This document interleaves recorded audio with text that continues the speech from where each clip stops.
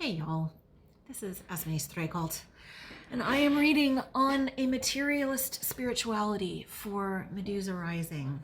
I am hoping that this post comes out sometime in late April or May, because it'll fit in a kind of loose series of thoughts that have been happening. But anyway, in our reader poll, our member poll, we got a series of questions that I want everybody to respond to. In fact, I want to have a bunch of live conversations about this because they're really, really interesting questions.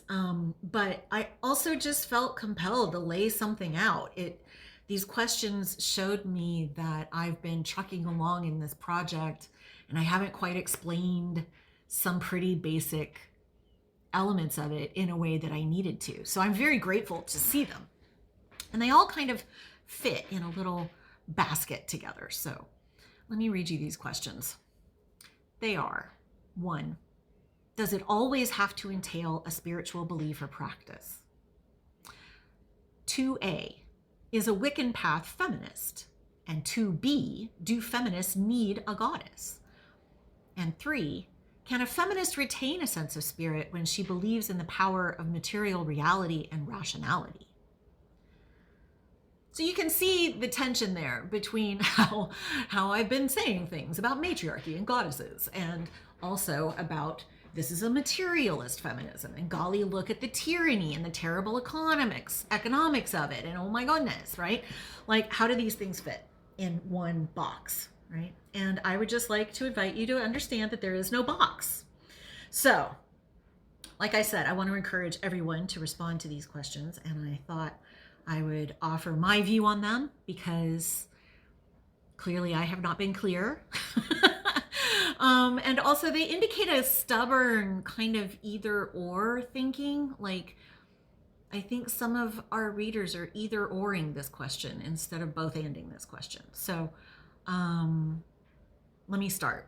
Let me start with 2A first. Is a Wiccan path feminist? And I'd say, well, that depends on how you alone or you and your community are doing your Wicca. Are the men running it? Are the men even unconsciously centering themselves? Is it all about sex and occult ritual? Or are the women in the lead, centered emotionally, spiritually, physically? Is it also about healing the planet and her children, including us? Or some blend of both? Does your group need to sit down and have a think about this? I think having a think about this would be feminist.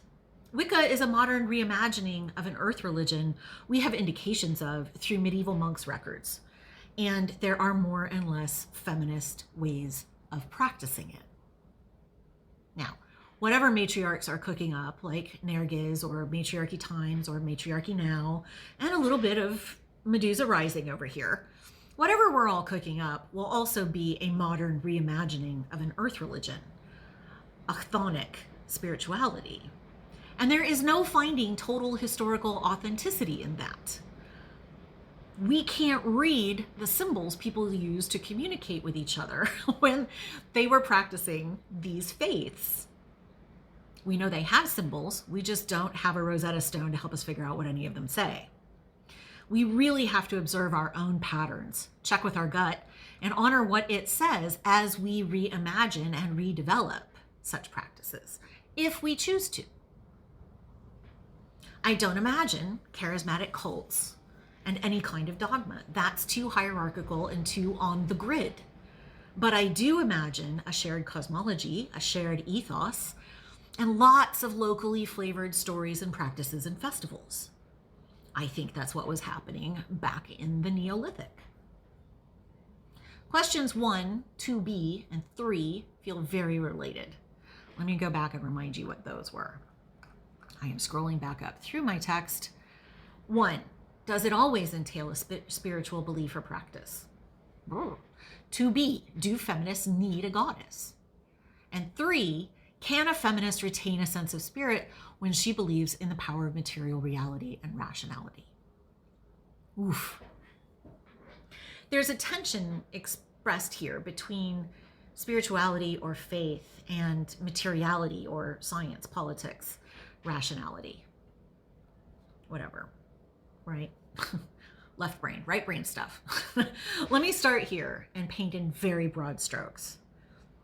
I don't think our oldest known myths about the goddess explain quantum mechanics, and I don't think quantum mechanics can tell us much about the goddess.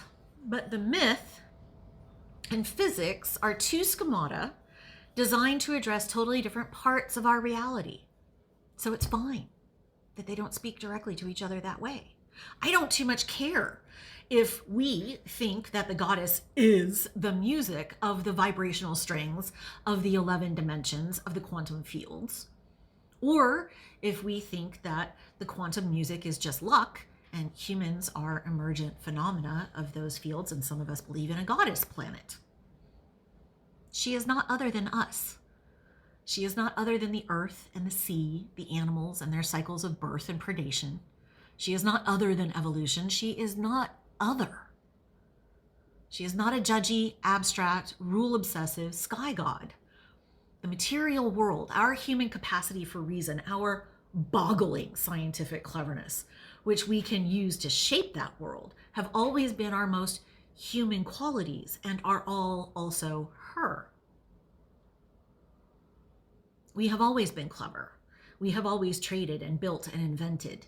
In the Americas, many indigenous peoples tell the story of Sky Mother, who is also the Earth in some versions. My European, Paleo, Meso, and Neolithic ancestors built large settlements, traded over thousands of miles sometimes, and invented because humans are problem-solving animals. And this same kind of process went on in Africa, in the Asias, in much of the Americas. And we were animists. And that way of being related to, embedded in our world, is a misty memory for many of us in the modern era, especially those of us descended from empires and settler cultures, which is just about everybody, almost everybody at this point, who isn't actually still indigenous or still matriarchal. And what I can tell you is that the split between faith and reason is a very recent development, and only partly to the good. This both and of her is why I talk sometimes about a hyperlithic era, about our embedment in the world and cosmos.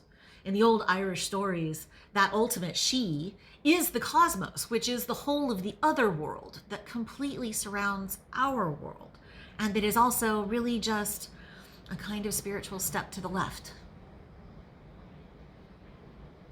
Do we have to have a goddess? No. Does it feel less alienating to many women to engage with the world in those terms? Yes. There's decades and decades and decades of women's and feminist spirituality. Will that work for every woman? No, it never did. Will Medusa rising make a problem out of that difference? Never. Being a human is an art, because a huge part of being us is knowing which frame or which process to bring to each experience or problem. And that's not always totally clear at first. So we do a loose kind of scientific problem solving. We test and respond, iterate and develop to see which we need. Is this a faithy thing or a sciencey thing?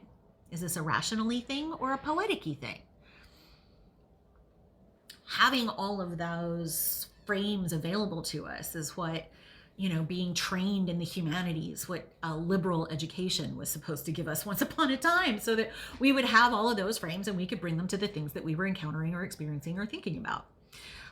But there's been quite the move toward the business of education and the specializations that leave a lot of people without a lot of tools. And I mean, which goddess? Or which phase of the goddess, right? Like, as I have said elsewhere, she is the mother gazelle and the colt and the mother lion who kills the colt to feed her own cubs. The grass and the meat, death, regeneration, life, in that order. Biology and ecology are two sciences we use to understand how that works down to a very fine grain. Inanna, or Sekhmet, Durga, Kali. The differences are important, but do not fuck with any of them. Demeter, Persephone, Bridget, Serdwen. The differences are important, but do not fuck with any of them. The reason I like to call the era we yearn for hyperlithic is that it gets at how I think some kind of matriarchy will evolve next, hopefully out of our already democratic practices. Hyper, in this case, meaning beyond. And that while it will be a futurist matriarchy, in this case I think of hyper as meaning very cool, we are still very ground-dwelling animals who build with wood and rock, lithic. We still use concrete. I mean, that's not giant big stones that we rolled across the earth to stack up on each other. It's still rocks. It expresses the ambition and the humility that we need to move forward, that carrying power lightly so that we may destroy power. For me, this is a project needing quite a lot of reason and science and quite a lot of grounded faith. Humans have never done that before at this scale. So the answer is yes, no. Do as thou wilt and harm none. But the individualism in that maxim is not enough for me. We are always both in need and able to give. We are at bottom obligated to each other and our supporting ecology. And she and we both have limits I would love us to use our reason and science to respect. Be good to each other out there. It's getting crazier by the day.